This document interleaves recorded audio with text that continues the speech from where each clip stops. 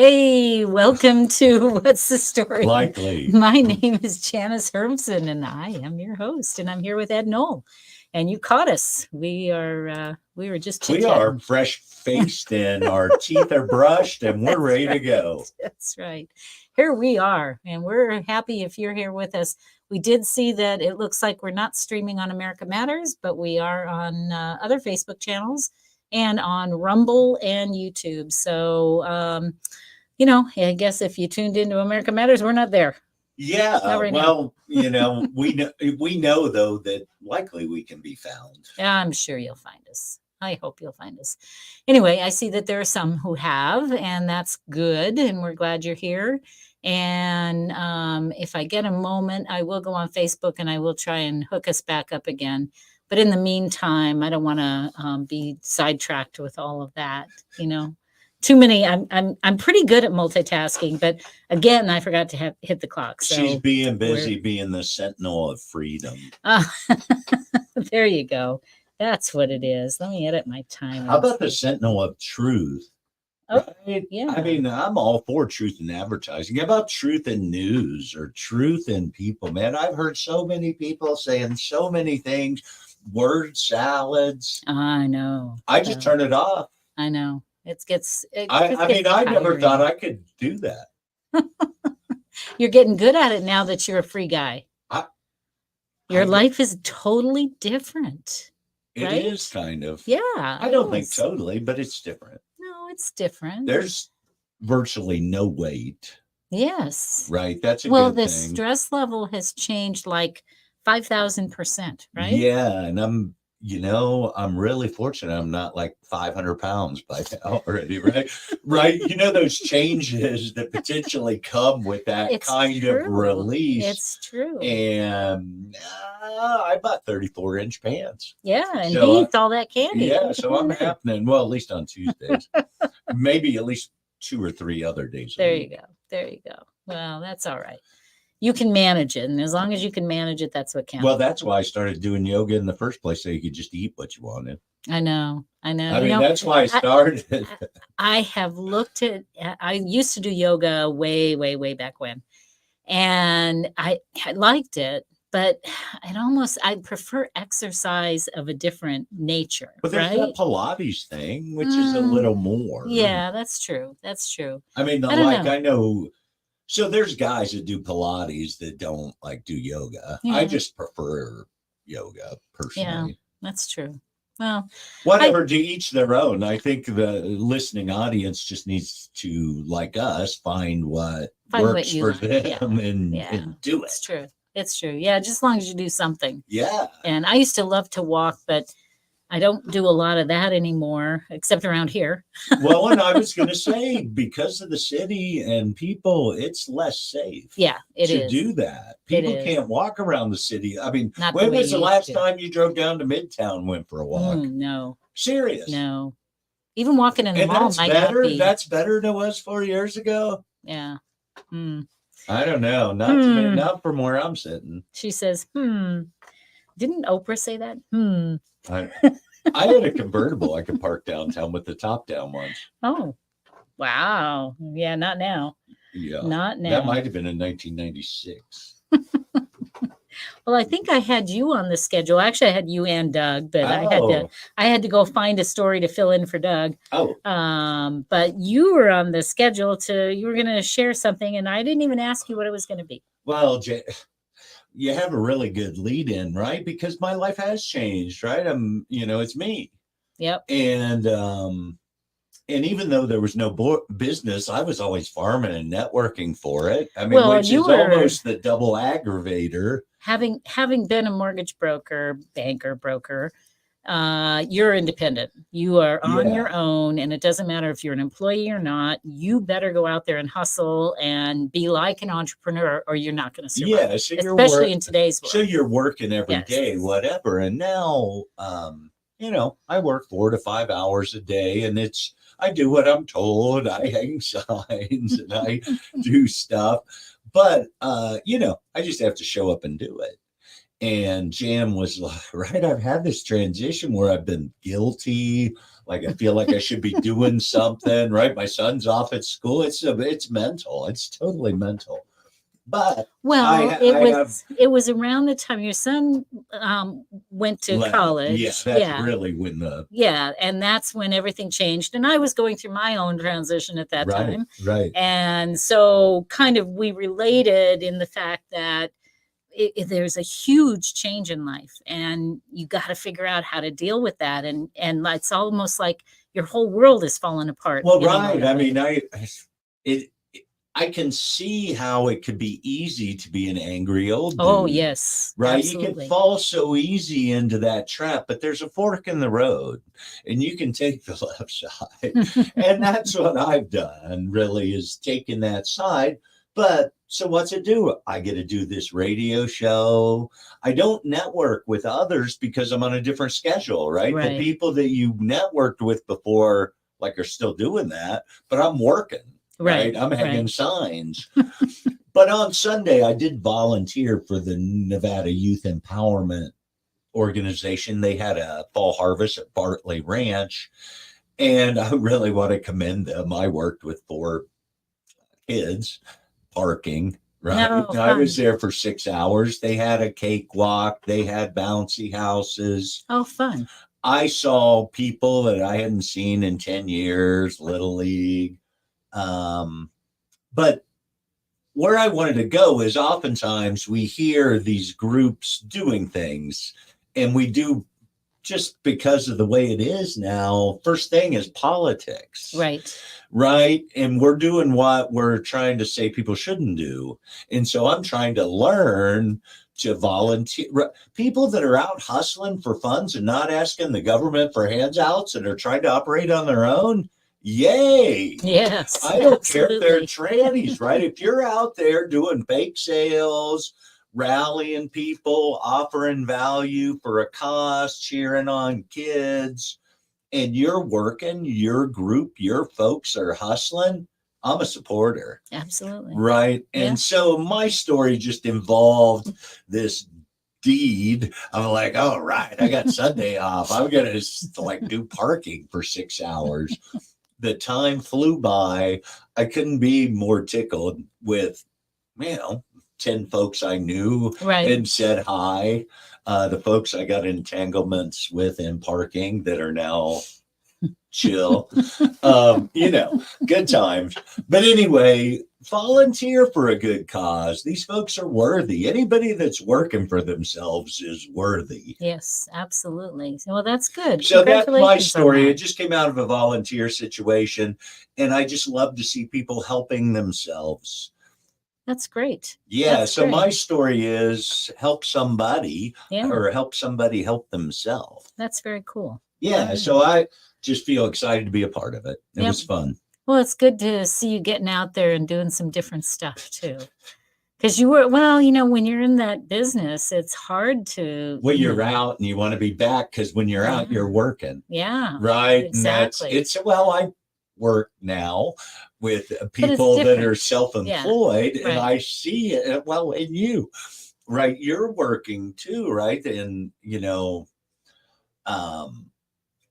there's a confidence level with time, but it doesn't go away. It's a frequency thing. Right. And I can feel that I'm below that side chopping off my head now, right? I'm not tall enough. That's funny. Well, I have a story that I was I will tell the story if I do have time. Let me see. Where did I put it?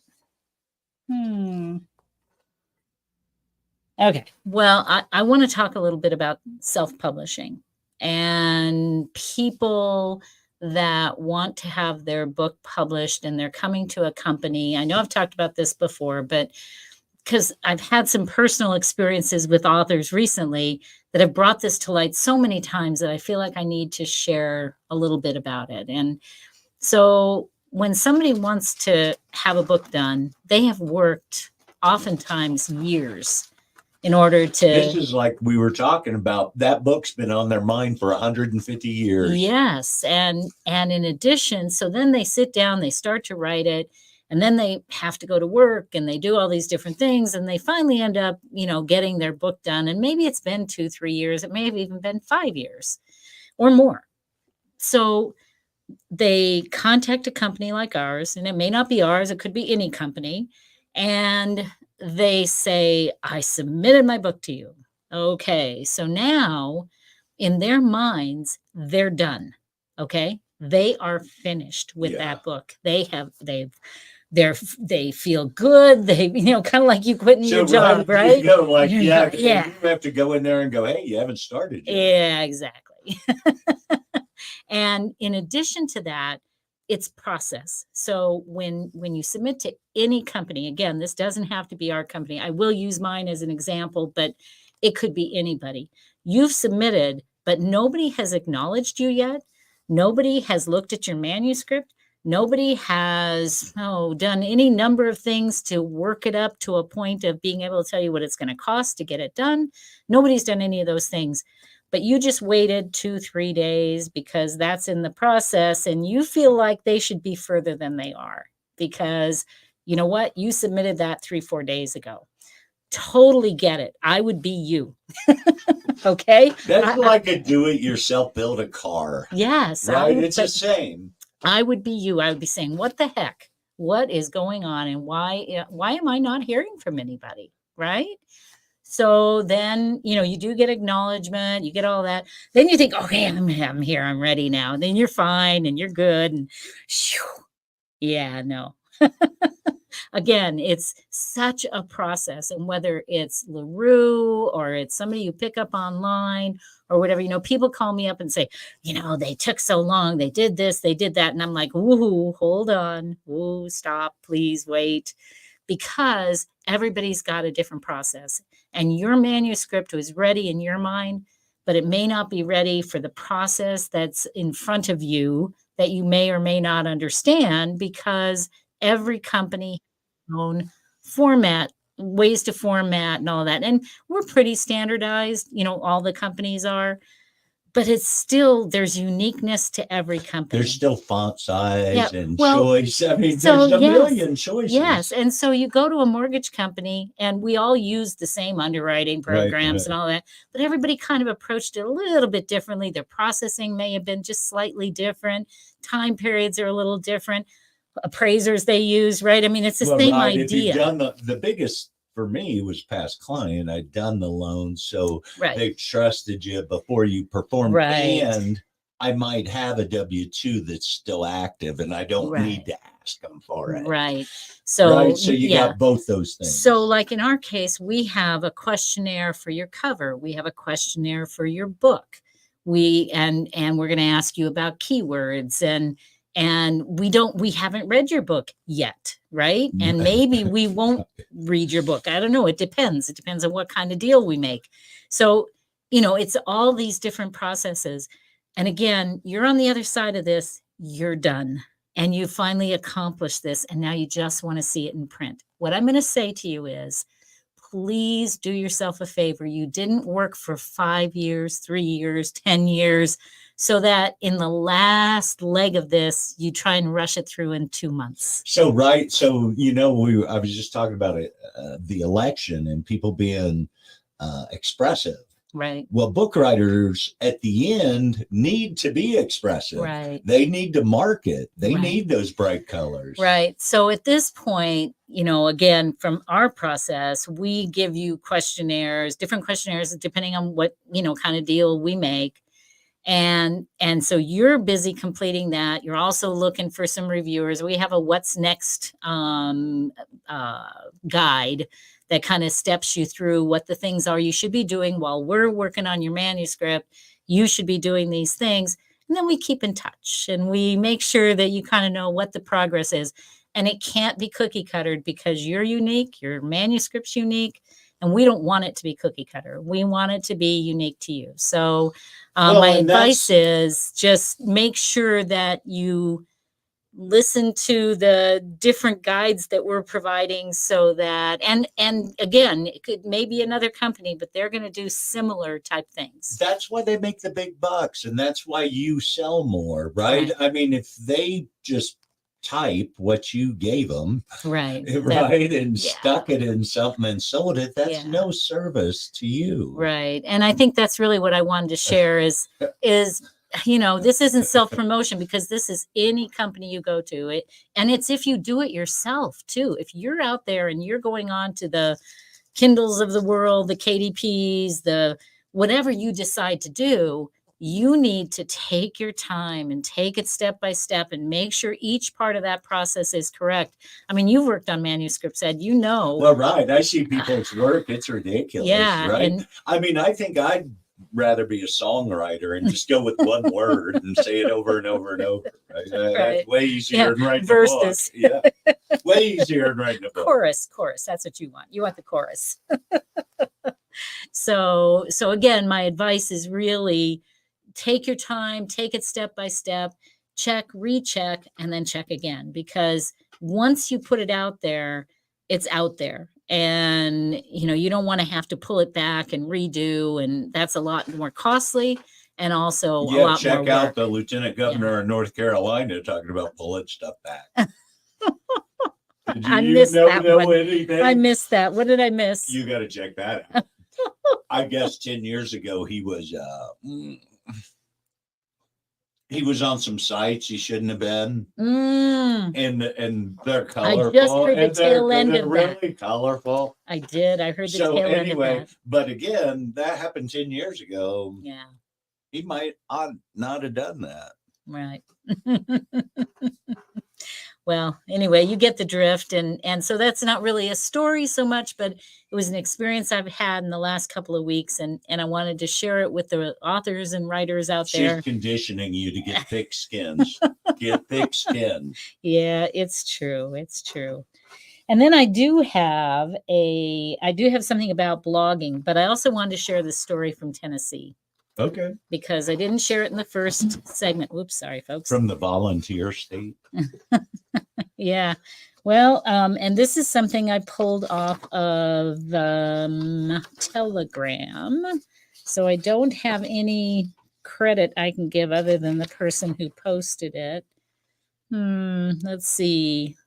The Millersville, Tennessee Police Headquarters and Assistant Police Chief. It looks like it was just a Rumble channel. So sorry, folks, if I'm not giving the proper credit. I can post that link, though. So the Tennessee Bureau of Investigation raided the Millersville Police Department and the home of Assistant Police Chief Sean Taylor. You ready for that? The Tennessee FBI raided the police. That's kind of unusual, don't you think?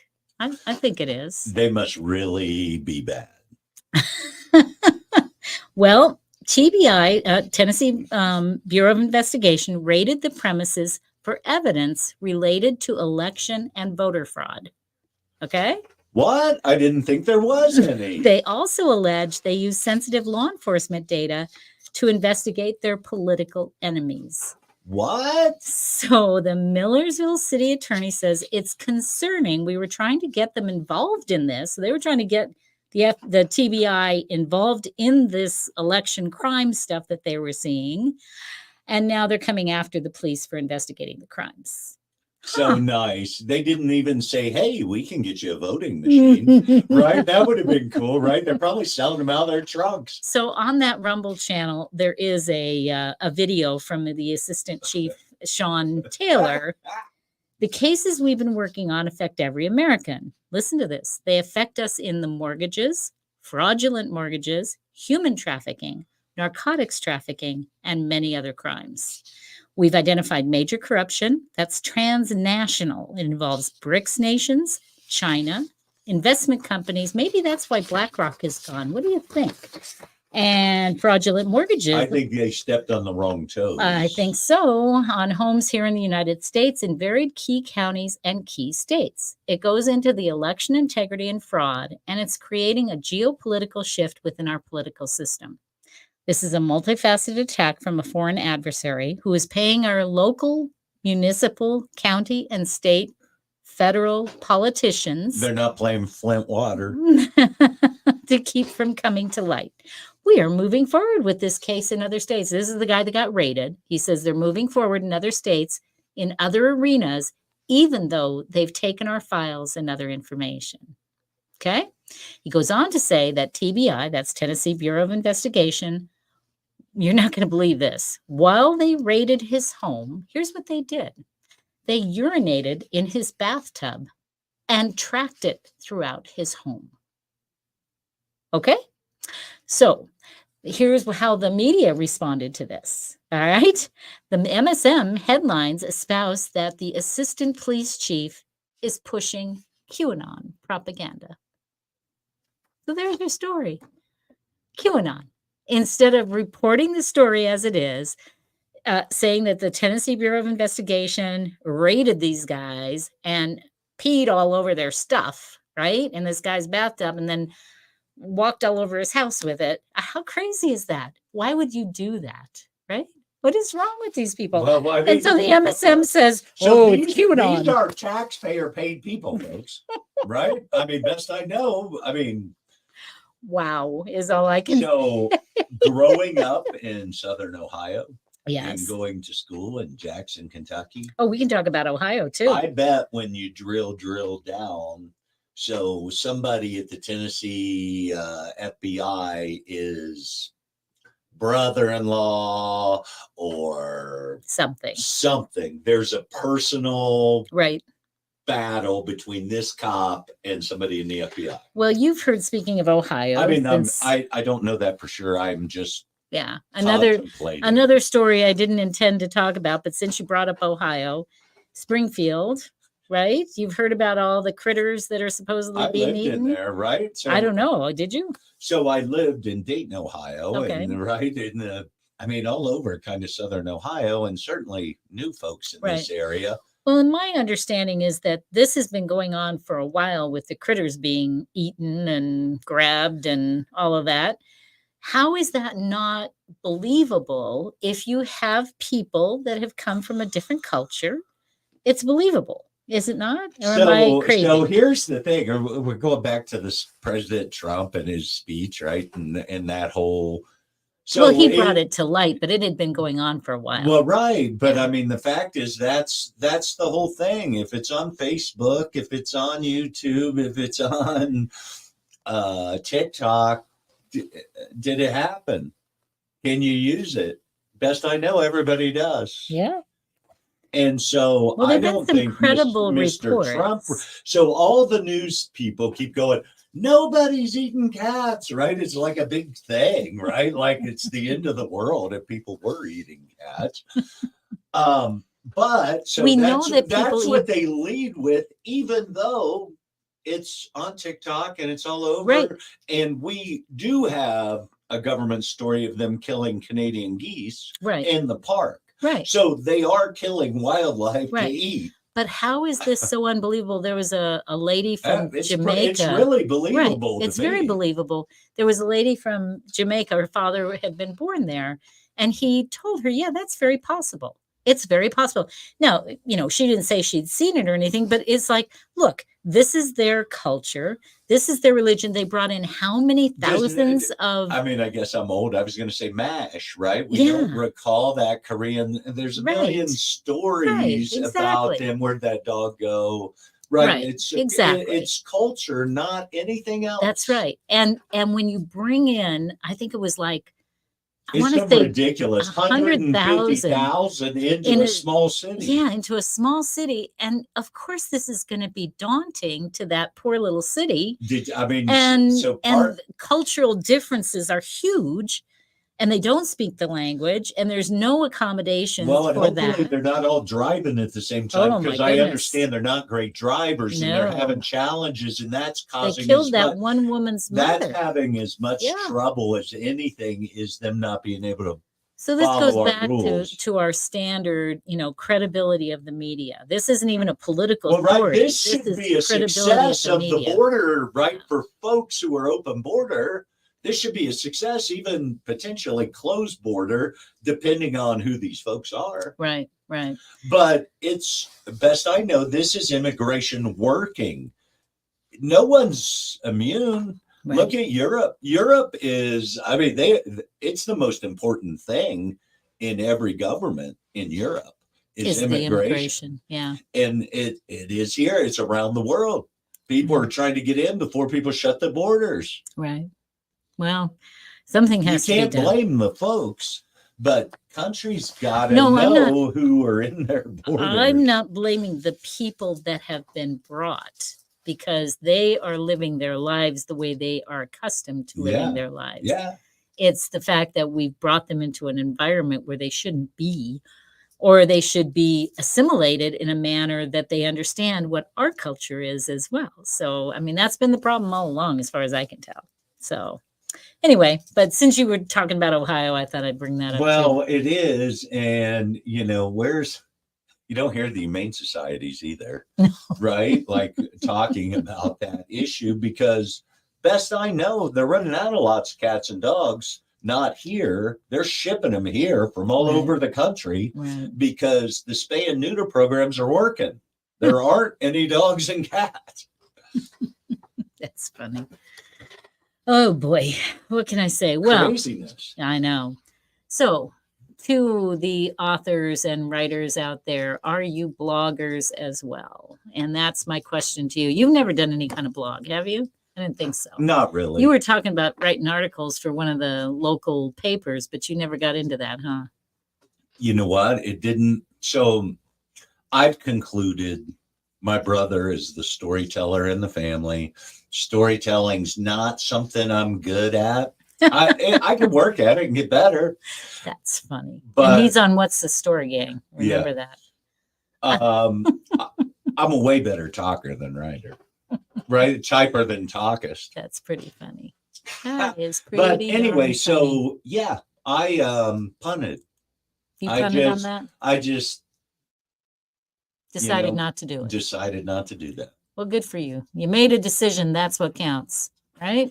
Yeah, it's like a whole one decision I have to make every day.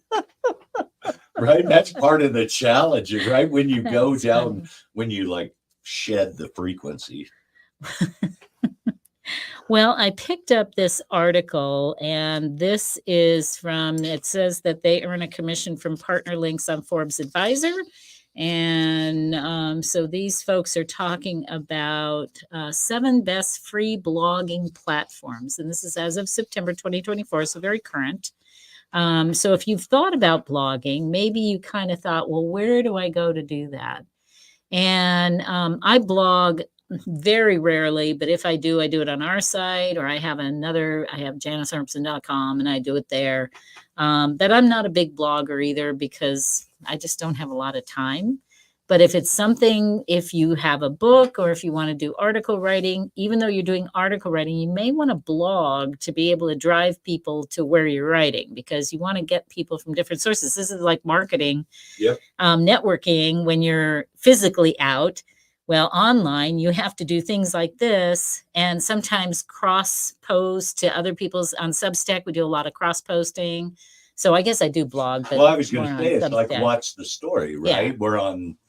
Right. More than one platform, because someone will see us. Exactly. Yeah. So the best free blogging platforms, I'll just go over a few of them. One of them being WordPress. However, I'm personally going to say WordPress is if you really want to get into it and you really want to have a customizable blog, because there's some details in WordPress that you need to understand how to do in order to make it work. And I'm pretty good technologically, but I just found WordPress to be a little too much for what I was trying to do with blogging. So that's just my personal opinion. Weebly is the best for ease of use, and I can attest to that. I've got one of my sites, not all of them are on that, but there is one that's on that, and it's super easy. Jump in, grab a template. You can create a website in minutes because it's so easy and template driven. Once you figure out the nuances of it, each one's a little bit different, but when it's templates, it's pretty easy. Drupal, I did try that once. Best for blogs with large and diverse audiences. And if you're just starting out, you're not one of those. Not yet. Hopefully soon. Unless you have maybe you've got a Rumble channel or a YouTube channel that you've got a lot of followers and you can get them. But then you probably don't need this. So, it's all about what do you need and how much time do you have? You want to say something? I was going to say you could become your own author personality and attack yourself on another blog channel. That's a good idea. Love it. That kind of goes to what I'm going to talk about over here with this guy, that what he said. Write.as. I have no idea. I have never seen this particular place. Write. And that's right, WRITE.as. Best for distraction-free blogging. So I'm going to have to check that out. I don't know why it's considered that. And then Medium. I don't know if you're familiar with Medium. I've read a lot of articles there. Best for large pre-built audience. So I'm just going to go ahead and read a little bit about what they talk about. The methodology is Forbes Advisor reviewed platforms for inclusion, for potential inclusion in the best of list. They looked for providers that offered an easy blogging experience. So that was the methodology that they used for coming up with this list. So if you're arguing in your head about, hey, wait, that's not true, I like this better, this was their method of going about this. Ease of use, they look for providers that offer an easy blogging experience. Optional costs and fees. So most of these are free, right? You don't have to pay a fee to get onto them. So again, you may be someplace else and maybe, it costs you a little bit, but it's worth it. For somebody just starting out, the best thing to do is do it free. Figure out if you even like doing it, and then, go for it, because there's so many ways that you can promote yourself. You don't have to do this, but if you like it, it's a great way to go. So customization levels, features and functionality, and customer support. So how to choose a free blogging platform. When choosing a free blogging platform, it's important to consider how easy it is to build a blog on that particular platform. And customization options, any additional costs that must be paid to make it work. The cost analysis should consider short and long-term costs to help you meet both your immediate and future needs. So a lot of this is just logic, right? I mean, if you're thinking about it, you kind of know that already. I'm not going to read the whole article because they go into more about, zero customization, and it's all about customization at this point. So this was by Alana Rutter. She's a staff reviewer, and so we thank her for her contribution to our show today.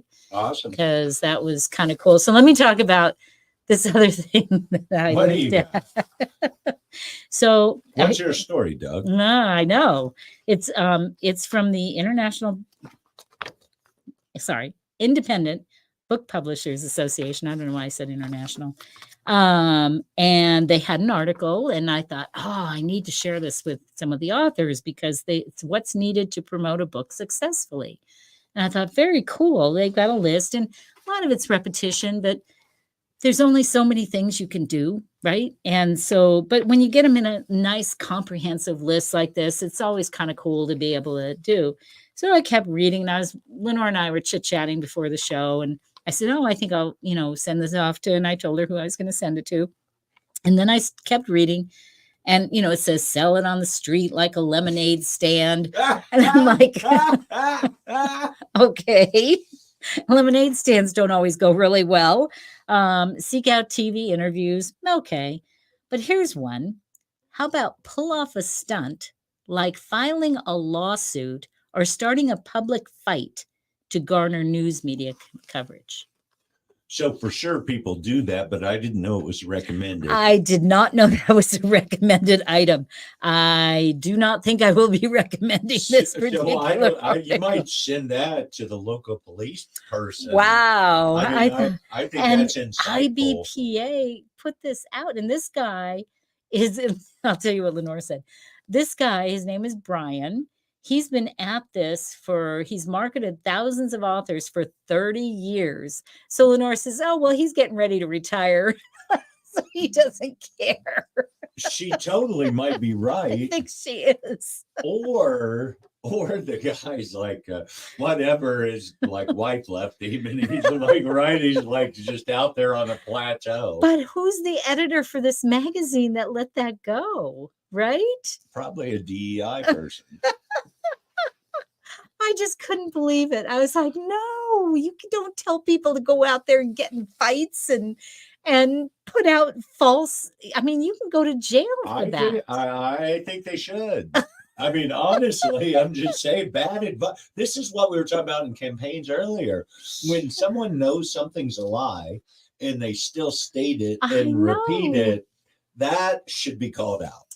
Yeah, well, I'm probably going to write a little note to the organization and suggest that maybe they might rethink that. Because as I look across the room at that pretty magazine, and now that I am like an expert worker of all things printing, the paper, that is expensive paper. I mean, that is like the most expensive periodical I've seen in a week. That thing costs money to put together. He's right. He's not wrong. Right. Good for you, Ed. You've learned a lot. We'll tell Deb. I do work in the printing industry. You do work in the printing industry. It's true. My fellow printer. And look, I've learned something. You've learned a lot. Absolutely. Yes, that is pricey paper, and it's full color. That's like Vogue used to do it, right? They don't do it that way. They use the newspaper. It's true. It's true. Yes. Yeah. So anyway. And I think that they're going to end up getting themselves sued if they keep that up. My goodness. So you don't file a false lawsuit. So if that advice is accurate, if you're with them and filed a book already, now sue. Right? Yeah, take their advice. That's right. Just to gain media coverage? Oh my goodness. Unbelievable. On that note, that should be a jailable offense, right? That's one of those freedom of speech things. Yeah. Yeah. Well, I don't know about that. All right. On that note, I'm going to say, guess what time it is? What?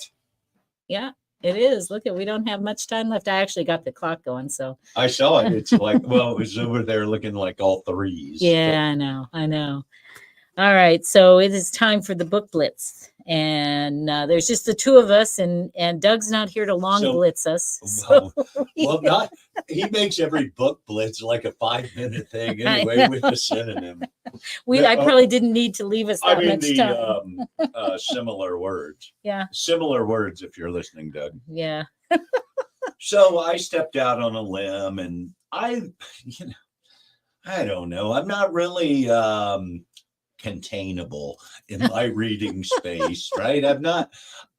I enjoy mysteries, and I'm going to recommend this book today. It's Reflections in Natural History.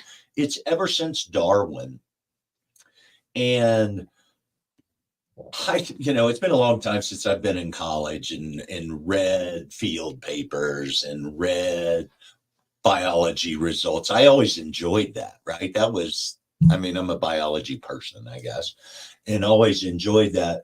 But in my, parent modern day life, didn't have much need for, anything more than, maybe travel books. But getting back to where we're from, who we're about, and the origins of life and big picture, is this book written by Stephen Jay Gould. As a matter of fact, Carl Sagan said it's a shrewd and learned intellectual whose essay on Charles Darwin have the style and address of what in other circumstances might be the writing of literary critic upon Stendhal or Proust or other such major figures in the world of letters.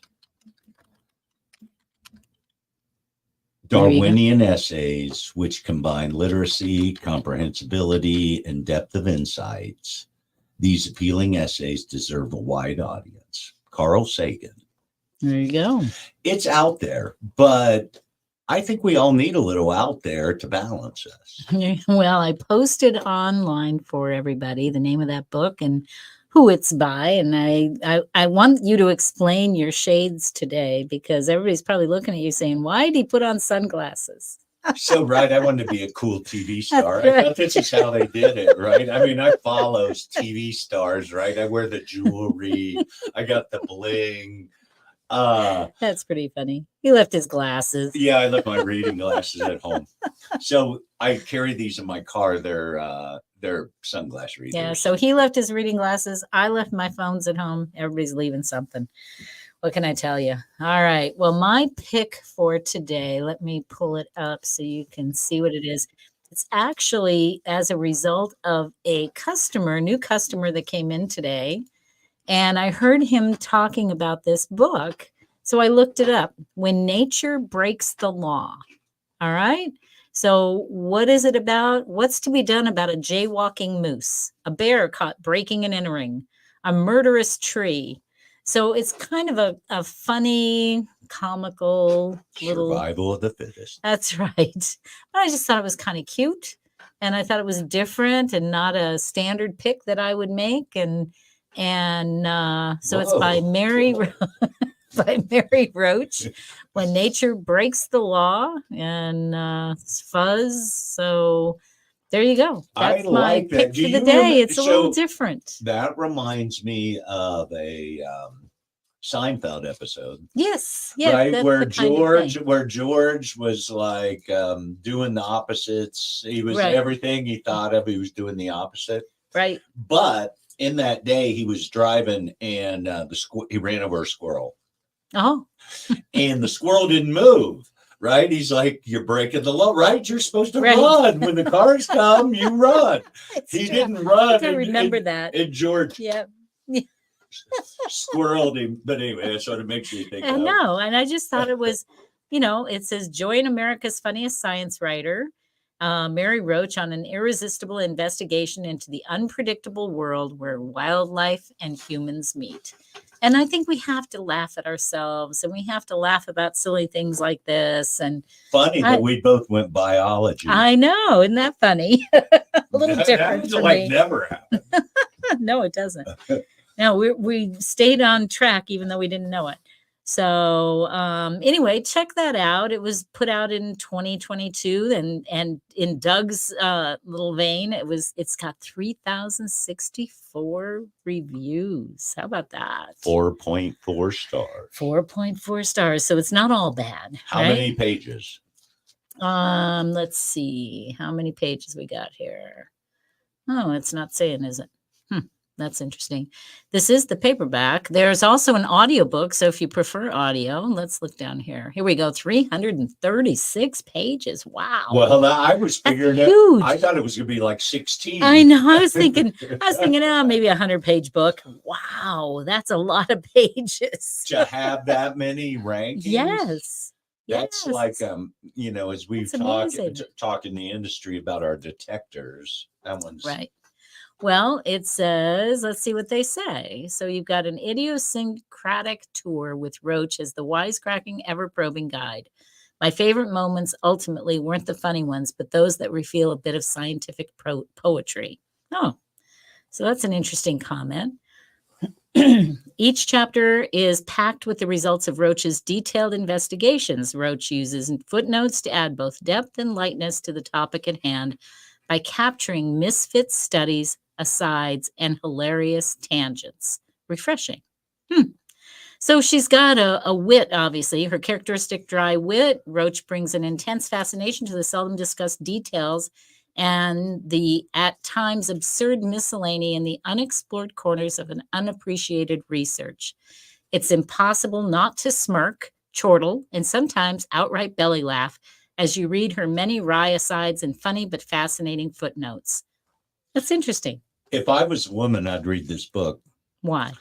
Because every paragraph written about it are women, right? The women are writing about her. The author is a woman. Yeah. And so she obviously tickles something in women, I think. There are a couple not to be sexist. No, there are a couple of men down here, but that makes a point. That definitely makes a point. So, yeah. Oprah magazine's quoted. There you go. That's where all the ratings came from. That's probably true, huh? It wasn't Oprah. It said the Oprah magazine. Where? Keep going down. Keep going. Keep going. Keep right going. There. Oh, yes. Oh, Our most consistent. I was going to say that. You're right. Huge. Entertaining science journalist. Roach goes where other writers wouldn't dare, and her search produces images, a kind of techno poetry that are hard to forget. Because they keep referencing it that way, it makes me want to look at the book, right? Because it's an odd reference, techno poetry. So yeah, I'll probably have to look at it. It sounds like it's probably like women's STEM. Could be. Yeah. Nobody does weird science quite like Mary Roach. There you go. So there you have it, folks. Awesome. Love it. Yeah. What a great choice. And thanks to that customer that came in today. He I don't remember if he ordered business cards or what, but he just dropped in and new customer. And I heard him talking about the book. So I looked it up and I was like, oh, I'm going to do that for my book of the day. And then you walked in with Darwin. Yeah. What can I say? Wow. We're both on the same page. I know it. Who can tell? I don't know. It's survival of the fittest in every sense. Yeah, that's very true. Yep. So if you have a book of the day or something that you'd like to talk about, you should drop us a note or questions you got or want to ask. Yeah, all of the above. I mean, Jan's always got her ears on the ground listening. I do try. Yeah, you can be direct and just flat out ask us. Yep, absolutely. So, and we always have our text number flashing over the screen. So be sure to check that out next time you're on. We're getting ready to hit it here. We got just a few more minutes. Anything else you wanted to share? Or you want to talk more about this guy? No, on ranked choice voting. Oh, ranked choice. No, and it's right over Jan's shoulder. It is. And it's been on the camera, but they're trying to confuse the issue. Democrats don't want it. That's Republicans don't want it. Well, it's outside money. Let's get rid of it. Yeah, I'm glad you brought that up because we had a Republican that said he was not going to vote. He was going to vote yes on ranked choice voting because the Democrats sent something out saying vote no. Don't think that way. Read the initiatives. Each one is important. It's bad for both. And quit just It's just bad. It's just bad. Yeah. Quit just going against the other party. Read the issue. That's more important than what the other party's doing. So that's what the left does anyway. Their whole policy is against Donald Trump. I don't think they're going to win. We'll see who's going to, but that's not a way to live your life. I would rather see them vote for someone than against. And I don't think most of them are voting for Kamala, I'm afraid, not based on the history that we've seen. So, but who am I to say? I am but one. So there'll be a winner and a loser, though. We'll get to talk about it. It's kind of fun to have predictions. It is, yeah. Well, I've heard predictions that Kamala's going to win. That's, I'm scared, but it wouldn't surprise me. Well, what really surprised me was when President Trump mentioned that she was a Marxist and nobody called him on that and nobody asked her to dispel that. So I think that that's an interesting comment to make and then have the media who loves to pick on Donald Trump not even question that comment. So that kind of perked my ears up a little bit because nothing was said. So it makes you wonder, is she? Is it the most ridiculous thing you've ever heard of, right? Like when people go, I don't know what Trump thinks. Well, he was our president for 4 years. Yeah. He's on the news talking every day about stuff. He is the most vetted candidate in the history of the United States. I think so.